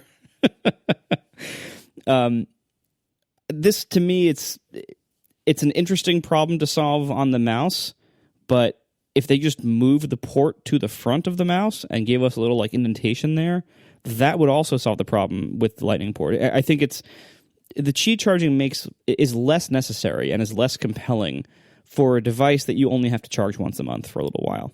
It makes a lot more sense on devices like phones, where you are using them constantly and they're draining their batteries constantly, and then every night or even throughout the day they need to be topped off, they need to be recharged. That's not really the case with these peripherals, so I can't really see them doing that necessarily. They really need to add is to solve your disconnecting problems, the equivalent or maybe the identical, like the W1 chip. Like the fact that you can plug it into pair it is great because it gets you out of the whole Bluetooth device pairing game. Like they've circumvented it with a hardwired connection. But also on AirPods, they have their own pairing mechanism. Yes, AirPods are Bluetooth, but the whole W1 thing and the experience of opening the little container and switching easily from device to device and all that stuff, that experience would help you presumably work around OS bugs when your trackpad disconnects without having to actually plug in a cable. And so, the wireless everything for devices that are small and handheld, I think is a reasonable future. And like I said, they revise their mice so infrequently that by the time they do, all this stuff should be more reliable, lower power, cheaper, and just sort of be table stakes for any portable thing that has batteries. It presumably will become less common to have to keep plugging these things in and have to have ports on them and have to deal with connectors. It'll just be like, put it down on the pad and let it go. So why don't you like the next askatp, which I know we've already hit 3, but I'm bothered by you not liking this question, and I'm willing to give Marco the editing work to clean this up because you're Thanks. So in the show notes, it reads, how would you define, quote, close to the metal, quote, to non-nerds? And do you have a favorite non-computer analogical use for the saying? And analogical? Is that a word? I don't think so. It looks terrible. And it's prefixed in italics. I don't like this question. So I asked in Slack earlier, John, why don't you like this question? The response I got was as follows. Many reasons. I was busy. I don't have time to type a big thing. I was on my iPad. I got to type a big answer to you on my iPad. So what the hell's wrong with this guy? I thought this was a perfectly reasonable question. Wait, you don't have a smart keyboard on that iPad? Yeah, that too. No, I don't. Oh, you're missing out. Really. The only way to use an iPad Pro is with the smart keyboard. It's so good. But I don't type on it. I'm just reading the web and browsing Twitter and watching YouTube. I'm not typing things. Yeah, because it sucks to type on the screen. But if you have a keyboard, you'd start typing on it. No, I wouldn't. I'm using my iPad. If I want a laptop, I would get a laptop, but I don't like laptops, so I don't have a laptop. Except your work laptop. Well, I got no choice. No choice. That's right. I don't like that one either. Anyway, what the hell's wrong with this question? My assumption is that they're asking this because of the Merlin many years old troll gag of trying to say, is that close to the metal? I think he was riffing on something that we said in an early tech podcast that he reframed and I don't know if close to the metal was something we said or it was close to something we said, but he latched onto it as like a catchphrase and a sort of a nonsense thing that I don't know, like it's a multi-layered, multi-year-old gag that has lost all meaning and never really did have a meaning. It's like his returning null thing, right? It's not. It doesn't seem like an honest question because how would you define? Why would you find yourself needing to define close to the metal unless they also listen to a bunch of podcasts with me and Merlin for years and years to understand what this gag is about? In which case, you would never need to define it. Like there's context that's missing here. Why does this come up? Why are you saying close to the metal to anyone? Why do you feel like you have to explain it? Why is it an important thing for them to understand? Do you understand it, or are you asking me to explain it to you? Or do you think you understand it, but you want me to tell you how to explain it to someone else who doesn't care about it? It's a bad question. That's why we're not answering it. Are you serious right now? This is the most insane thing I've ever heard. Maybe you guys don't have that same context, and maybe I'm wrong, and this person also has no idea what I'm talking about, and they just like, I've just heard close to the middle, and I wanted to know what it means, or I know what it means, but I need to explain it to other people. Maybe it's perfectly honest, but I didn't interpret it that way. How would you define, quote, close to the metal, quote, to non-nerds? Okay, that was literally verbatim the question. How in the name of Zeus's butthole did you get that much context from that little text? Maybe you don't have that context, but if you had listened to tons of podcasts with me and Merlin and remembered the origins of this whole gag, you would have the same context as I do. That's why I don't like the question. I'm stupefied right now. I understand the words coming out of your mouth, but how you concluded from how would you define close to the metal to non-nerds? How did you come to that conclusion? Because the only reason they're saying close to the metal is because, like, I mean, again, I'm assuming you're right, but like, it's too much of a coincidence. Marco, who actually listens to podcasts that Merlin is on and I am on, and probably remembers this better than most of us. You know what I'm talking about, right? I don't think so. Well, forget aside whether you like the question or not. You know the origins of the close to the metal thing, right? In computer terms, I know what it means. I'm not sure. But you don't know the John Merlin podcast axis of this? Maybe I've forgotten it. I mean, all right. Well, then maybe it's just me. But anyway, that was my interpretation, and my guess is that the person asking this question also knows what I'm talking about, even if nobody else does. I bet you that you are 100% wrong on this. Anyway, yeah, you can see why I didn't want to try to type that. So can we answer this without all of that completely bananas backstory? If you two want to answer, well, let's put it this way. You're abstaining from this? No. Listen. If you, what is the non-John Merlin related context for asking this question? Do you think close to the metal is a phrase that needs to be explained to other people? Does it come up in conversation? Why would anyone say this and be disappointed that someone didn't understand it to them and yet not know how to explain it to them? Like, why is this a legit question in any way independent of any other stuff? Who knows? Why are you judging whether or not Jonathan Bowling has used the phrase close to the metal in conversation? That's not up to you. You're not the boss of him. It's not like you're going to say, how would you define, like as slippery as a banana peel to non-nerds? Do you have a favorite analogy used to explain it? It's like, well, that's not even a common phrase. Yes, banana peels are slippery, but as slippery as a banana peel is not a thing that people say. So why would I have to explain to you how I explain to other people? It just doesn't come up. Like, it's arbitrary. It's too arbitrary. Have you ever had to explain close to the metal to non-nerds? Have you ever said that to anyone? When? I'm sure I have. Oh, my God. I'm sure I have at some point, because there's a big difference to answer the question. See, I'm going to sneak the answer in here. There's no way this is making it into the show. Oh, good. Come on. This is preposterous. This is all of the chat room. This is the quality you get for being in this chat room. There is no way this makes the edit. You get fish and you get this. The answer to the question, which Jonathan will never hear, is that some things... He already knows what it means. No, he does. Or maybe he does, but he doesn't know how to describe it in a simple way. All right. Well, go ahead. You help him out. Oh, my God. I'm so angry at you right now because you are putting this poor man in a context that I don't think... You're putting him in a box, John. You're putting him in a box. Anyway, the answer to the question is my answer to the question, which John will then refute and be angry with, is that there are many different kinds of computer languages, programming languages, and some of them are literal direct translations to ones and zeros that are run on the CPU in question. And most of them are not. And as you get more and more current, most of these languages have many more abstractions that they're built upon that get you further and further and further away from ones and zeros that are run on the CPU. And so when you're close to the metal, you're doing something that is either directly translatable to ones and zeros or is very, very, very close to directly translatable, as opposed to something like, say, Swift or PHP, or certainly Perl, which is built on so many abstractions, it's almost hilarious that any of this actually works.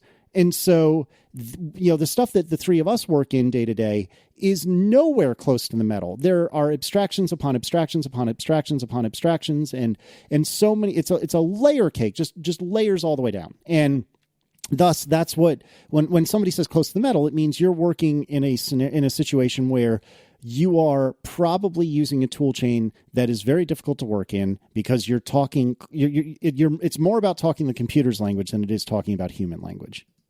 When you said, I bet John's going to have complaints about my description, I'm thinking to myself, I'm sure it'll be fine. But then as you got further into the explanation, I was like, you know what? I would have explained that differently. So here we go. So you were right. You were right. I couldn't take it. Of course. Why would you even think that wouldn't happen? Because I was like, I'm not going to have any objections to your explanation. But then there's like, no, I wouldn't say it that way. No. Anyway. Do you know you? This person exactly. This person exactly. Knows they're fine. So how would you explain it then, King? No, you did fine. You did you just told me I didn't do fine. Jonathan Bowling already knows what it means. No, he doesn't. And if he has a need to explain it to non-nerds, that's it. him. I'm tweeting right now. I'm tweeting at Jonathan Bowling, and we're going to find this out right this second. He's asleep. He probably is, but... Tell you what, if Jonathan Bowling legit needs an explanation, he can email me, and I will email him. If he can give me a convincing... You're going to complain about my explanation, and you're not even going to actually give your own explanation? It's hard to explain, but I don't think it's pronounced Syracusa. I don't think there's any... Marco, you're like one of the only few people in the world who can actually pronounce my last name correctly, and I enjoy that. All right. God, don't encourage him. Yeah. It's not hard. So really, you're not going to answer the question? No, it's fine. Like it's nitpicking. Like what you said is perfectly adequate. I would have to know why it is, I would never say close to the metal to non-nerds and expect them to understand what I was saying. Like, why use jargon, tech nerd jargon with someone who is not going to understand it? Like, you think I'm throwing out Destiny jargon in regular conversations with people and expect them to follow along? No. Would we even know? Yeah, well, you would know because it would sound like nonsense. Oh my gosh, I cannot believe you're going to complain and moan about my description and then not. Didn't complain. I said it. You were right. I said you were right that I thought I wouldn't have any objections to it, but in the end I did. This is preposterous. I'm so angry at you right now. Anyway, the main reason why this shouldn't go in the show is because you only get 3 questions. Who defined that as the rule? When did we come up with it? By consensus earlier. No, it was not by consensus. It was too. It was we said, by how many edict. questions? Go find that recording of how many questions do you think we should have? 1, 2, 3. And we're like, 3 questions sounds good, and that's what we've been doing ever since. We'll make it a topic. Well, that's the first topic. It just happened. The close to the metal topic. Technically, it's follow-up because it was discussed on another podcast before, right? I think that's follow out. You have to ask the follow out people about that. I think that's follow out, right? Who invented follow out? I mean, it couldn't have possibly been the same people who invented Ask Podcast, right? Was that? I lose track of all the My Curly podcasts. Yes, it was Upgrade. How do you not? So many of them, and they change names so much. Not Upgrade, which has never changed names. Yeah, it's only ever been Upgrade. No, but the Dugga Dugga was from 3 My Curly shows ago, right? No, that's what? I don't think so. Wasn't that? Isn't that Due by that's Friday? From Due by Friday. Yeah, no. Always The Dugga Dugga is yes, they do it in Due by Friday, but why are they doing it on Due by Friday? Because an earlier show, they're imitating an earlier show. Which one was it? I feel like I'm this is the verbal version of looking in your brain and seeing the world's most intricate conspiracy theory with yarn between all these. This is where it comes from. Look, someone in the chat room tell me where the Dugga Dugga is from. This is the verbal version of that T-shirt that says Helvetica printed in Comic Sans. Yeah. Someone says the prompt. Does that ring a bell to you guys? The prompt. Remember the Dugga Dugga on the prompt? No, I don't remember the Dugga Dugga on that. They had the recording of the word follow up with the weird voice. Yes. And it had the little musical trill in front of it. Follow up. It's not. No, it's like a space laser sound effect. It sounds awful, actually. The sound effect. Right. I think that's what they're imitating on Due by Friday when they do Dugga Dugga follow up. No, not even close. No, it's not like they're imitating like TV news. Yes. Breaking news. Like it's that kind of thing. But I thought what they were doing was imitating the prompt. Certainly John, the weirdly voiced word follow up is from the prompt, right? Yes, that is from the prompt. Right. And so I was tying those two together. If the Dugga Dugga is not from that, my bad. I recalled that little musical laser trill, and I thought that's what they were imitating, and it slowly warped until it was Dig Dug. Wow. I don't even know where to go from here. This is we have just created a verbal an oral train wreck. What just happened? Its references all the way down, and anything that gets filtered through Merlin slowly mutates until it's unrecognizable. So, what can you do? We are sponsored this week by Betterment. Rethink what your money can do at betterment.com/ATP. Betterment is the largest independent online financial advisor designed to help improve customers' long-term returns and lower taxes for retirement planning, building wealth, and your other financial goals. Betterment takes advanced investment strategies and uses technology to deliver them to more than 270,000 customers. Now, why might you choose Betterment? First of all, their experts have your back. They are a fiduciary. This means they don't get commissions for recommending certain funds, and they don't have any funds of their own. They only do what they believe is right for you. And they believe that you should be able to get financial advice anytime, anywhere, so all Betterment customers can receive advice from their team of licensed financial experts through their mobile app's messaging feature. And all of this is brought to you with low, transparent fees compared to traditional services. So they charge only a 0.25% annual fee. That includes unlimited messaging access to their team of experts. And if you want even more, if you have more complexity, if you want more help, Betterment Premium gives you unlimited phone call access to their team of certified financial planners for only 0.4% annually. And everything Betterment does is designed to lower your taxes and increase your returns. So on average, Betterment's tax-coordinated portfolio, for instance, can increase portfolio value by an estimated 15% over 30 years. Right now, Betterment is offering a free 5-minute investment review, helping you assess your investment accounts, tax strategies, fees, and risk exposure with no sign-up required. Investing involves risk. To learn more, visit betterment.com/ATP. That's betterment.com/ATP to start your review today. Betterment, rethink what your money can do. I don't have a Qi charger, but I hear rumors that one or two of us do. So can one of you with a Qi charger tell me if they're any good and worth buying? So I got my first Qi chargers this past week. And so I have the Mophie one that the Apple Store sells, which is one of the only ones that Apple has ever officially acknowledged its existence of. And I have the, what is this? Let me see. The ApplePower stand-up one. It looks like it props it up so it can like stand up on your desk. It's like this black thing that says fast charge in the middle of it for some reason. ApplePower seems to be a reasonable brand. They seem like they're like pretty much on the level of Anchor in terms of like power and charging and battery gear that is inexpensive and seems to be reasonably made. So anyway, and Mophie is very well regarded too. Their stuff, I usually find their stuff a little bit pricey for what it is, but it's good. It's well made stuff, so it's I can't complain too much. Anyway, so this is my first experience with any kind of wireless charging for phones. I know with previous phones you could get cases that were basically Qi receivers, and and Mophie even sells those actually. And a few other people do too. But I have no experience with those. All the reviews that said wireless charging is not very good.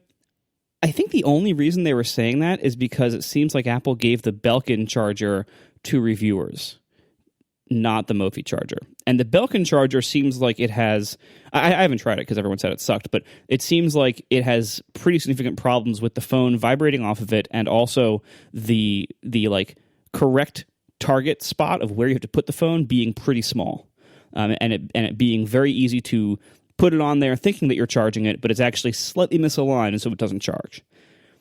I have not found this to be the case at all with either my ApplePower stand-up one or the Mophie circle pad thing.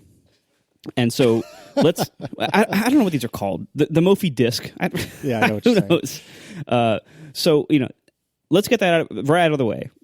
I don't know if the Mophie one has multiple coils. I know like one of the ways that the stand-up ones try to fix this problem is they'll have multiple coils in there, and so if the phone is aligned with any of like 3 different coils, it'll charge properly. So that way you can maybe have it in different orientation. Like some of the desk ones, they support the phone being in landscape if you're like standing it up to watch a movie or something, which is a nice little touch. So you have to have like a coil kind of down low for that, and they also have one kind of up high in the middle, so the phone can be standing up in different heights. Anyway, so the experience of using these things, I gotta say, these are amazing. These are awesome.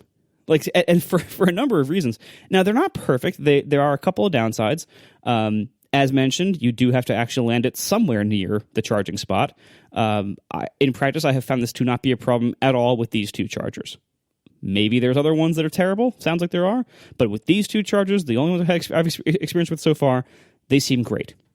There's other slight problems like the flat ones. Obviously, it's like having the phone flat on the desk for Face ID purposes. So you're probably not going to have Face ID work with it lying on the desk flat. The stand-up ApplePower one that I have on my desk, though, does actually work and will unlock Face ID with it in the stand. So this probably has to do with angle and distance and everything else, but just so you know, that's a thing that can work. So I'm very happy with that. And the other main downside to be aware of with these things is that they charge fairly slowly compared to high wattage power bricks. It seems like most of them charge at 5 watts. Some of them will charge at 7.5 watts on the 11.2 beta. I don't know how many of them will do that, but at least the Mophie one will. And that's roughly roughly 2/3 of the speed that you get out of if you use an iPad power brick or any kind of 2.4 amp charger. So it's not quite as fast. It's closer to the speed of the little crappy power brick that comes with the iPhone. Which for many purposes is totally fine. So if you're charging overnight, like next on a bedside table, it's totally fine. And let me tell you, being able, like every night for the last, decade, I have, upon going to bed, placed my phone in some kind of dock or charger on my nightstand to charge overnight. I have a feeling this is a pretty common use case. I think pretty much everyone does something like this.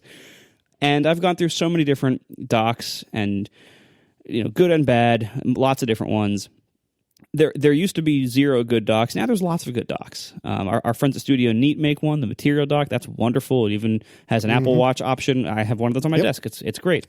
That's how I keep my watch charged. Yep, my bedside table is one of their Material docks with my phone and my watch. And were it not for this Qi stuff, I would probably use that frickin' forever. But now that Qi is a thing, it's got my eye wandering.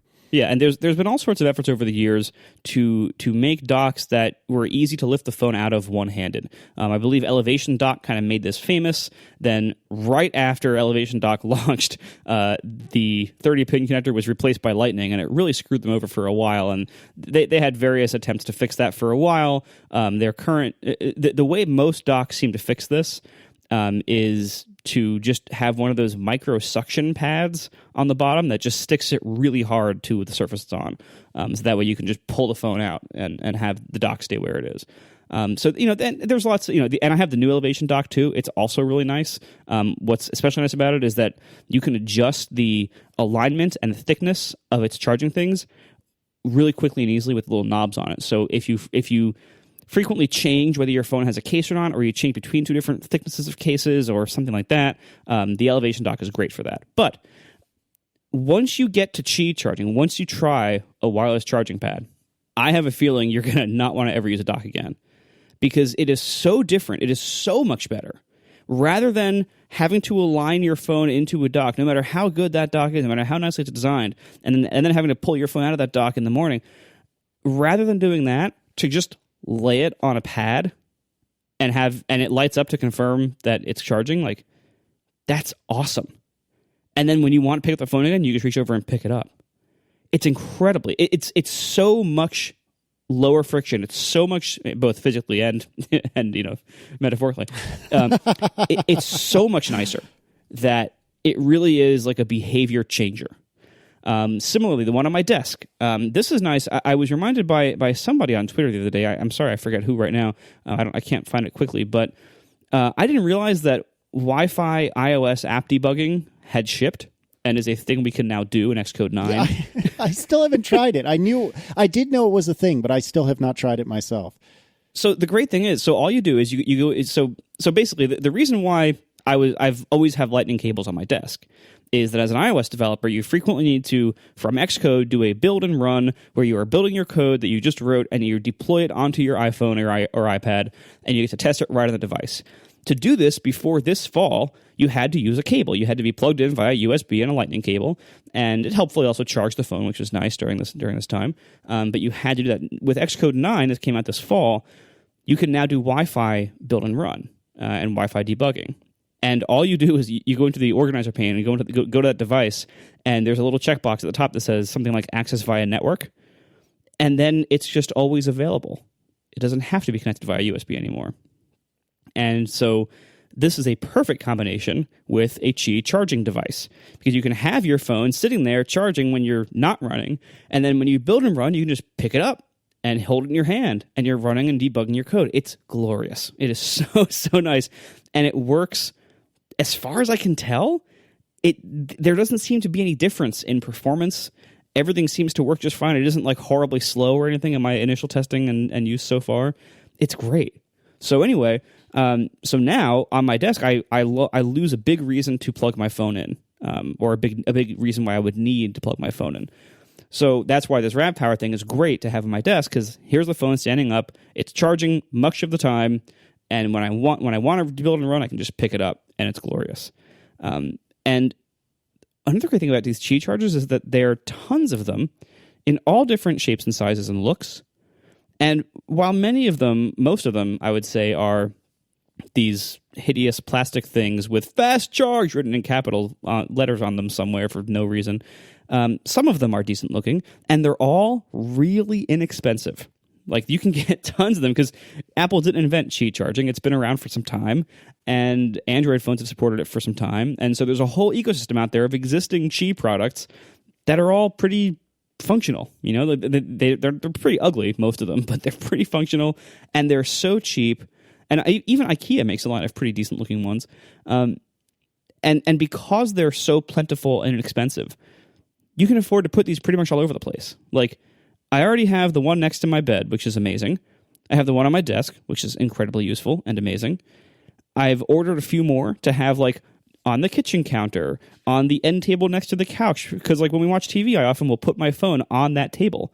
Well, might as well have a pad there, right? Like, I mean, I might confuse it for a coaster sometimes, but if it's only $18, that's not that bad. So, like, it's really... It is a pretty big game changer. It also brings another big advantage, that you can charge the phone while you have something plugged into the Lightning port, like maybe headphones, which is a very, very common need. Now that I see how Qi charging actually works, and this is, I'm sorry, Android people, this is like the Opera did it first people. Like, the Android people are just screaming right now, like, we know, we've had this forever. Like, you guys are living in the past or whatever. Like, I know how frustrating this must be for you Android people. I'm sorry. But this is new to us. And so whatever you were talking about 6 years ago when you and Opera did it together, we are now enjoying this now. So let us have this moment. But it's so clear to me now that the iPhone 7 should never have been the phone to remove the headphone jack. The 10 and the 8s should have been. Because... Oh, that's interesting. Once you have wireless charging abilities, one of the biggest annoyances about the removal of the headphone jack is you can't charge the phone at the same time you have headphones plugged in. You know, there are other annoyances, like having that dongle for other headphones, but the fact is, most people use the earbuds that come with it, and so, or they use Bluetooth headphones, honestly. So, you know, it's less intrusive as long as you can use that Lightning port. But you can't, but so many people listen to their phone like all day at work because their work computer doesn't have any, you know, they can't install apps on it or something, so they use their phone to play Spotify or whatever. It's so common for people to want to listen and charge all day long. And with the iPhone 7, they couldn't do that without buying some kind of expensive dongle or adapter or series of adapters and dongles, and it was horrible. Whereas I think it's a much more defensible position to have removed the headphone jack when introducing Qi charging, because you can just get a $15 disc and put it on your desk, and that problem goes away. So a little side note there, but overall, this is really great. And the charging speed thing, that is indeed a problem. You know, it is noticeably slower than like an iPad brick through a wire, or, you know, or like a USB-C power brick through a wire.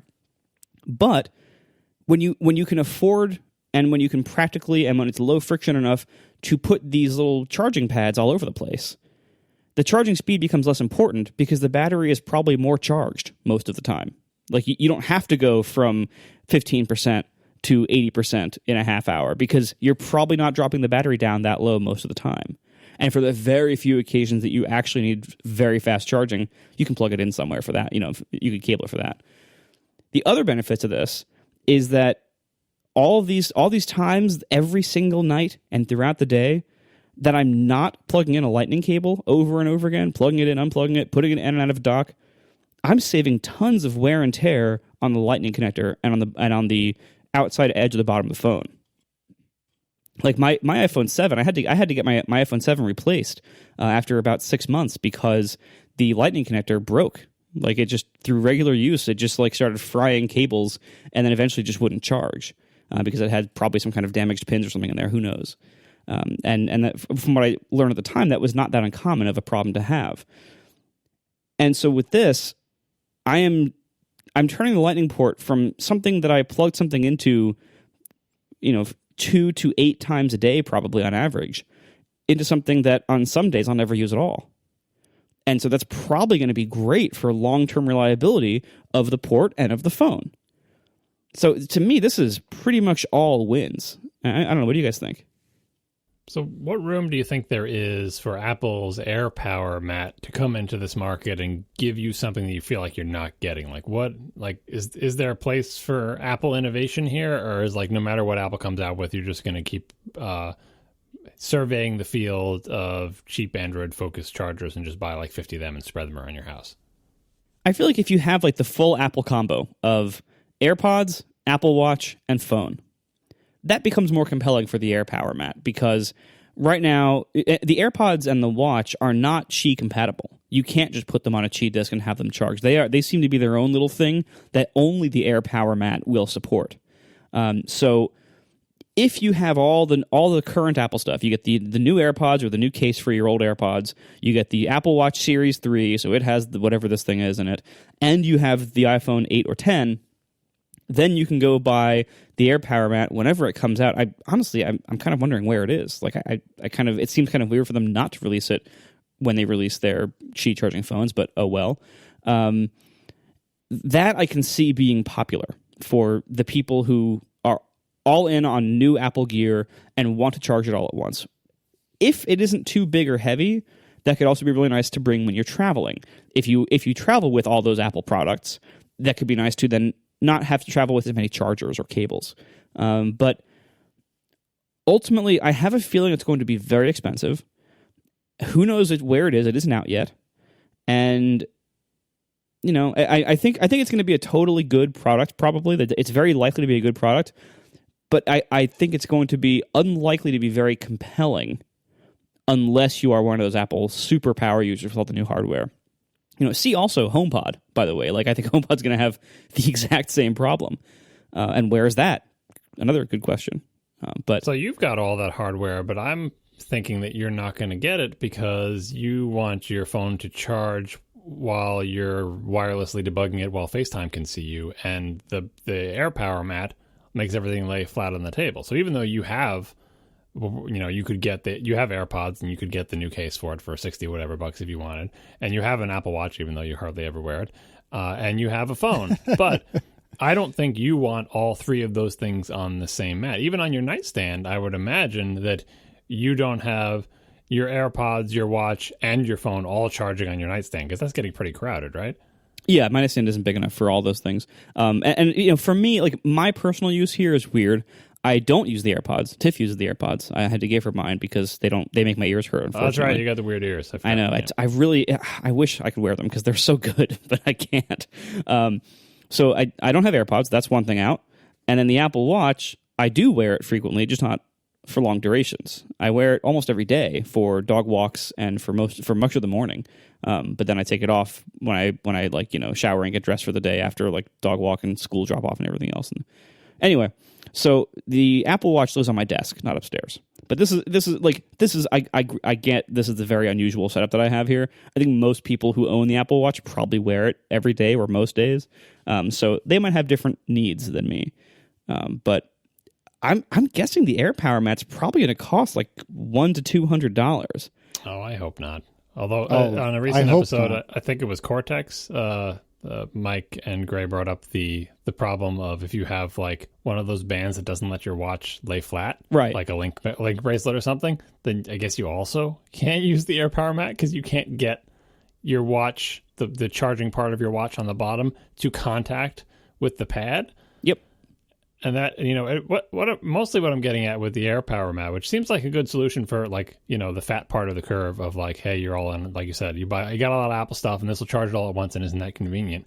But I don't envision Apple selling 17 different charging mats. Like they've just got the one that they announced, and maybe there'll be a little bit of variety down the line, but nothing will ever compare to the ecosystem of Qi charging stuff that's out there.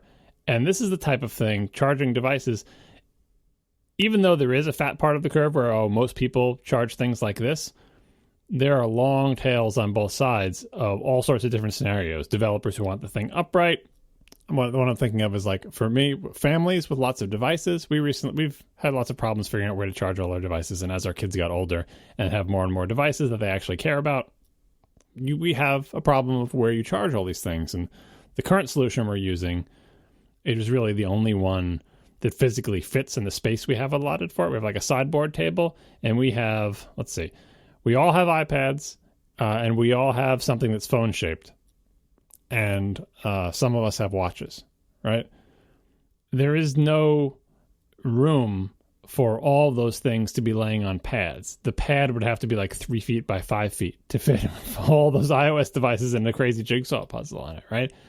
So even if Apple made like a family pad where you can put all your stuff, good luck finding a place to put 4 iPads, 4 iPhones, and 2 watches down on a pad. Like, are you going to dedicate an entire piece of furniture to this? It's just not efficient. So we have one of those things that like lets you put them like books in a shelf, like vertically, so they're all sort of like lined up with each other.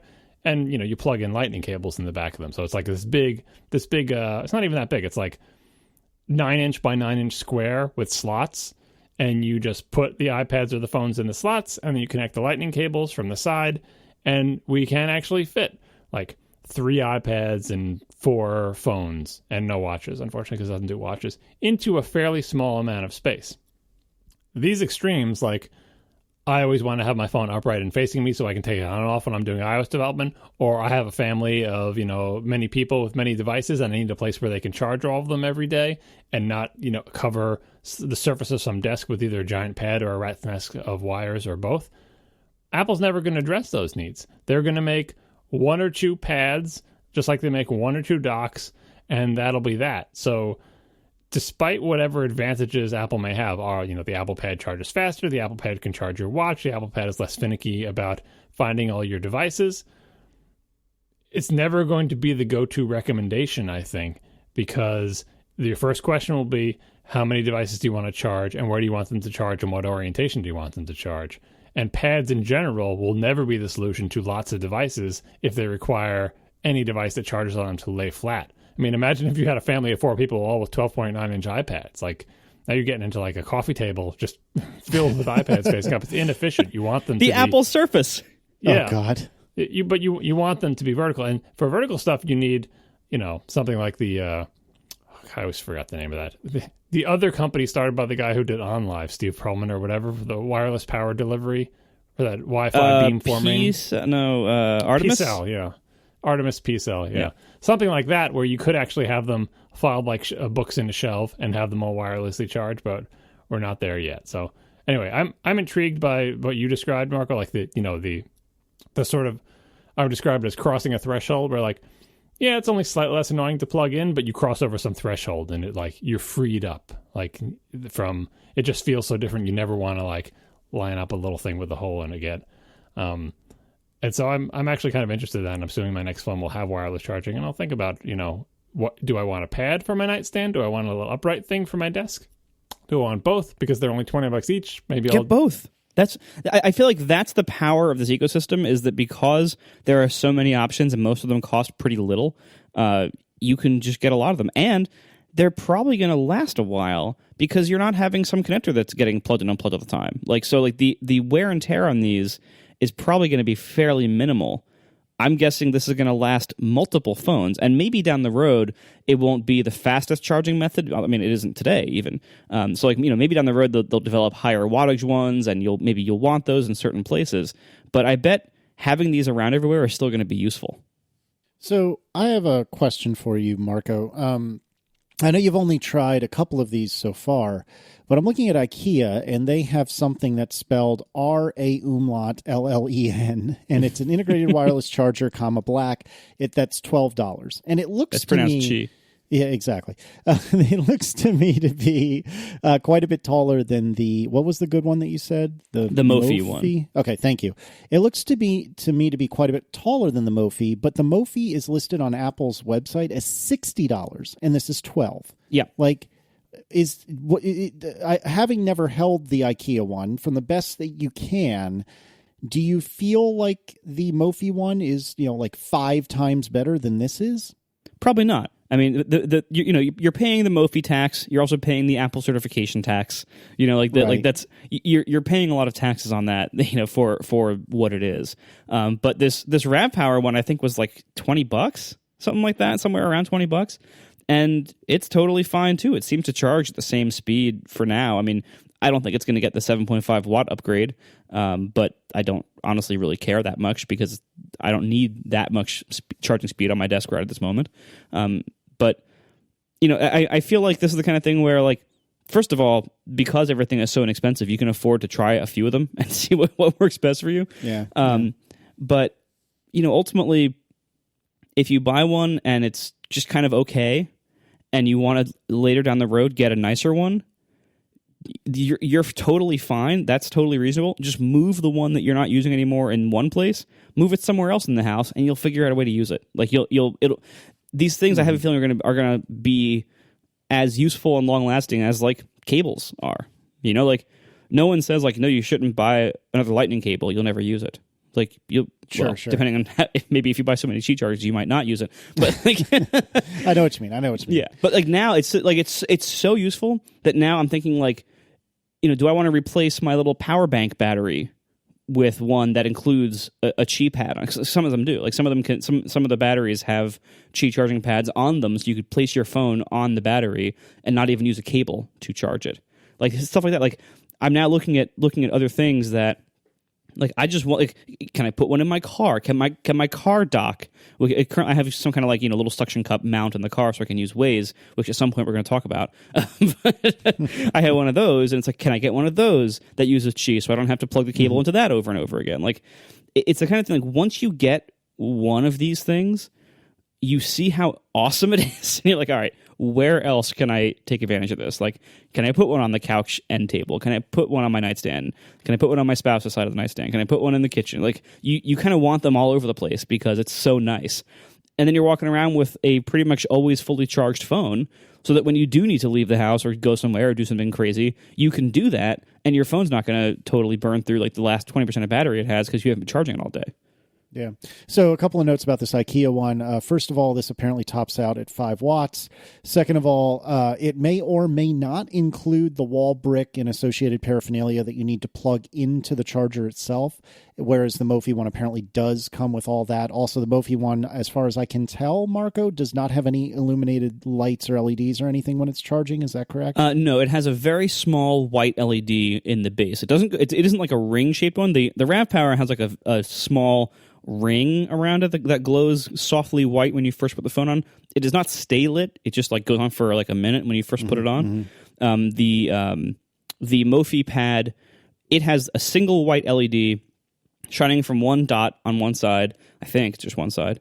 And I don't think that stays lit either. Either way, if you're charging an iPhone, you don't need any kind of lighting. And I'm very tempted to just cover these up or tape or paint over them or something, because the iPhone, when you put it on the charger, the screen turns on for a minute and it goes blink. It makes the plugged in sound, and so like it's very obvious without any kind of indication from the charger itself.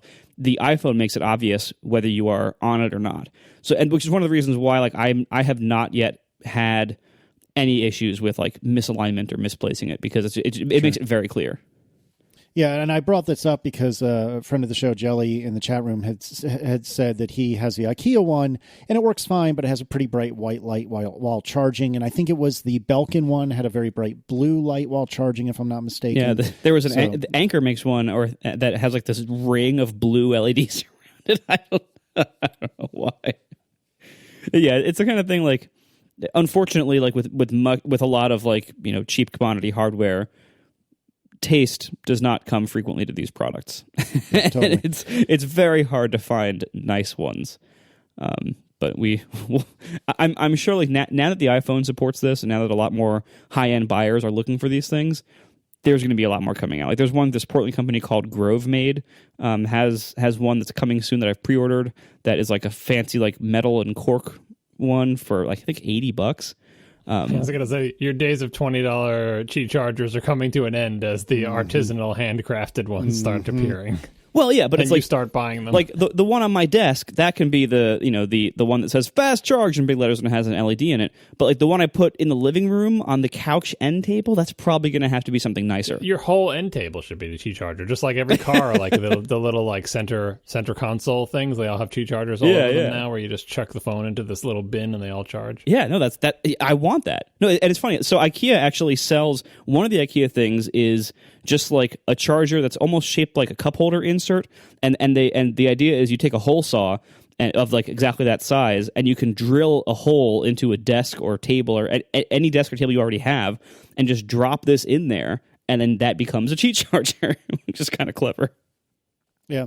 And actually, I'm glad you brought that up, John, because a friend of mine who has recently acquired an M2 has pointed out to me that between wireless CarPlay and the fact that the M2 actually does have Qi charging in it, he has like the perfect setup for his car. And I was curious, Marco, if you've looked at Tiff's car to see if she also has a charging pad within her car. I'm pretty sure that was available as an option, and we didn't select it because, lol, iPhones don't support wireless charging. We'll never need this. Yep. I'm just seeing a video review of a car. Maybe you saw it too, Casey, of someone complaining that the little cubby where you chuck your phone, it's like hard to get your phone in and out of there. Like they seem to do everything right. Hey, you got wireless CarPlay, you got a Qi charging mat when you get into your car. Wasn't that The Verge's iPhone 10 review with Nilay? Anyway, the point is that like leave it to car makers to find a way to screw it up, right? Like, oh, finally the dream. You just get into your car and chuck your phone into it. Like, that's what people do with their phones now anyway, for the most part, is either they clip them in a little clippy thing so they can see the navigation, or they chuck it somewhere so they can be dangerous and see their text messages when they appear or stuff like that, right? Or plug it into a charger. Like my wife has a wire coming out of the little center console, a lightning thing, so you can plug it in and charge while you drive your phone. Wouldn't it be great if you didn't have to plug that in? But then car makers make the cubby in a weird place or awkward to get to or fiddly to get your phone in and out of or to place in it so that it actually stays on the pad and isn't like up on an angle and not actually contacting the pad. But give them a few decades, they'll figure it out. And one more thing to be careful of when you're looking at Qi chargers. Some of them have fans. And this, depending on your point of view on fans, I'm not entirely clear yet from like Amazon reviews.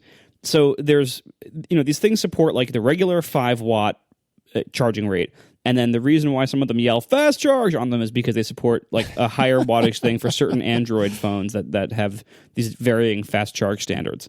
As far as I know, the iPhone does not support those fast charge standards, but maybe in the future, who knows? Anyway, so I'm not clear whether the fans usually only kick on during fast charging or whether they are on all the time, or I don't know, like if you put an iPhone on there, will it engage the fan? I don't know. Some people like the fans because it keeps their phone cooler, because when you fast charge lithium-ion batteries, they get hotter. So that's actually a thing that could be necessary. I don't think an iPhone is going to draw enough power for you to need that, especially if you're doing, all day trickle charging at 5 watts. So I have elected to buy 0 models with fans, and I intend to never buy one with a fan, because that sounds like a terrible idea to have this already very inexpensive and tastelessly designed object. Let's throw a cheap fan in there and see how well that works out. No thanks. Yeah. Real-time follow-up, it was an M550i in The Verge's iPhone 10 review. Additional real-time follow-up from our conversation before. Jonathan Bowling has clarified, it was an honest question, but I was betting something pretty funny might happen in the answers. So, John, I am vindicated. Wait a second. I am if vindicated, it's an honest question, sir. but he's betting something funny would happen, doesn't that mean it's not an honest question? Oh, come on. Like that he knew the background. That it wasn't just like, oh, this is like Don't even try to defend yourself. It would be as don't if he asked, even like, think about it. I just No, have an sir. honest question. Can you tell me how you might explain to someone how to pronounce bezel? It's just an honest question. No connection to anything. I just want to know. Like, totally honest question. I will not. But I have a this. feeling the answer might be kind of funny. No, I will not allow this. You are reading way too much into this, and it is entirely Jonathan revealed too much by unfair. saying he had an idea the answer might be funny. He should have just stopped God. and said it was an honest question because we have no way to verify whether he's telling the truth. He went too far. Oh, come now. You are being absolutely preposterous. I cannot believe you're hanging your hat on this. I truly can't. Back to the car on the Verge review. By the way, the reason I remembered it is not. You're right, not X5. It was because it was. I remember when they showed the badge, and I said, "Oh, Casey's going to be angry about this because it's the M550i." Like, what the hell is the M550i? Is it an M550i? Oh, it's just the M Sport package, and they named the thing, and that's why I had remembered it because that's BS. At least we can all agree on that. I cannot believe you're hanging your hat on this, John. You're killing me I haven't with had this. anything. I'm just explaining. Thanks to our sponsors this week, Betterment, Fracture, and Jamf Now. And we will talk to you next week. Now the show is over. They didn't even mean to begin, 'cause it was accidental.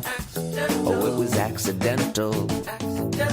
John didn't do any research. Marco and Casey wouldn't let him, 'cause it was accidental. Oh, it was accidental.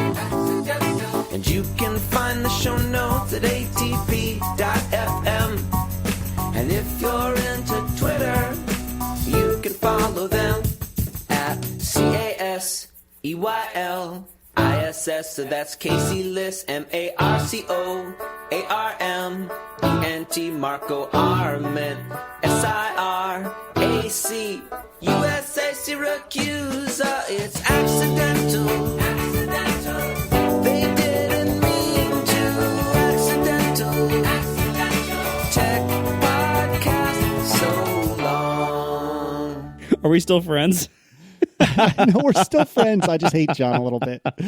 When I say I don't like a question, it's not an invitation to discuss it on the show. It's an invitation to not discuss it on the show. Hey, That's what I that tried to not discuss it on the show, but you didn't did give me a by satisfactory bringing answer. it up on the show? That's your attempt to not discuss it on the show. You didn't give me a satisfactory answer, so then I needed to discuss it on the I show. explained, and you just didn't like the explanation. Many reasons. It's not a f***ing explanation. Oh, you mean I explained it? I told you I was on my iPad. I didn't want to type. Well, now I know that. Now I know that. I didn't know that at the time. Catching up on Twitter, watching Destiny videos. This is important pre-show work. Oh, yeah, that's more important than talking to your good friend Casey. Oh, God. I knew I was going to talk to you on Skype in like 15 minutes. So. Oh, God. That's all right. If it makes you feel Plus, better. I was busy talking to Merlin, a.k.a. Mr. Close to the Metal, about other things. God. If it makes you feel better, I was fully prepared, and I was manning my battle stations to take Marco to task about his laptop article earlier today, It's and still we in never got there. around to it. It's not going anywhere. I know. We just never got around to it. So really, that was frustration with Marco that somehow ended up on your plate, on your lap. So my bad. You're welcome. Well, your time will come, Marco. Yeah, I know. Your time will come indeed. No, I do still love both of you, even though, John, you're killing me today. How am I killing you? You're the one who's busting my chops about the question of the metal thing. You're like, you don't like this question? Explain yourself. Why don't you like this question? Oh, you're ridiculous. Like, you just let it be. I don't like the question. You like the question, you can leave it in. Oh, my God. But like I said, the reason I didn't delete the question is because, like, I just pushed it down because I felt like I had three more better ones. You know, the three that that were is up fair. on top were better. That all right? kidding aside, that's fair. That's fair. So and like I'm like, you know, if we needed this question for next week, or you wanted to answer it, or you had an angle, because it's very difficult to know what angle you might have on an answer. Like, often I put things in there because I have a specific kind of answer about it, even though the question looks particularly simple. Anyway. Mm-hmm. No, that's fair. You did Three not delete questions. it. That's fair. That's fair. All right, what else we got You going can on? delete it now, though. Good God. Well, it's going to make it in the show, so of course I can delete it. I don't know. I feel like Marco should edit that out. It's too much inside come baseball. on. Nope. It was so You can leave funny. like a It little was snippet so in, funny. in the ending. It's staying thing. in. Oh, it's got to stay in. All It's right. got to stay in. whatever. The problem is you guys made it too good. I was going to cut it out, and then you made it good. You're welcome. But it's going to be like nonsense. There's a lot of nonsense, a lot of inside baseball that people don't care about. Isn't that our whole show? No, not the whole show. It's the podcast equivalent of talking about Skype. Like, you know. Oh, we no did one that just wants to too. hear We about already Skype crossed that problems. off the list. But he's going to cut out the Skype parts. Oh, yeah. There's no way the Skype part's staying in. That's No, illegal. I know. That is illegal.